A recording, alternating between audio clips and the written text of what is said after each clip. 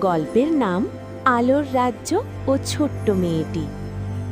এক সময় ছিল এক রূপকথার রাজ্য, নাম তার আলোর রাজ্য। এই রাজ্যে রাত নামলেই আকাশে জ্বলত হাজার হাজার আলো, যেন তারা নেমে এসেছে মাটিতে। কিন্তু একদিন হঠাৎ করে সব আলো নিভে যায়, রাজ্য ডুবে যায় অন্ধকারে। রাজা ঘোষণা দেন, যে আলোর উৎস খুঁজে আনবে তাকে রাজ্যের অর্ধেক দেব।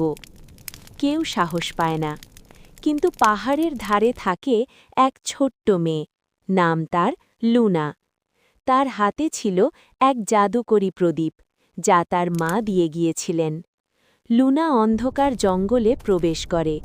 জঙ্গলের মাঝে সে দেখে এক আহত আলো পাখি কাঁপছে। লুনা প্রদীপের আলো দিয়ে পাখিটিকে বাঁচায়। আলো পাখি বলে, তোমার দয়া রাজ্যকে বাঁচাবে। পাখিটি আকাশে উড়ে যায়। হঠাৎ আকাশ জুড়ে আবার আলো জ্বলে ওঠে। রাজ্যে আলো ফিরে আসে, ফুল ফুটে ওঠে, মানুষ হাসে। রাজা লুনাকে পুরস্কার দিতে চাইলে সে বলে, আমার কিচ্ছু চাই না, শুধু আলো থাকুক।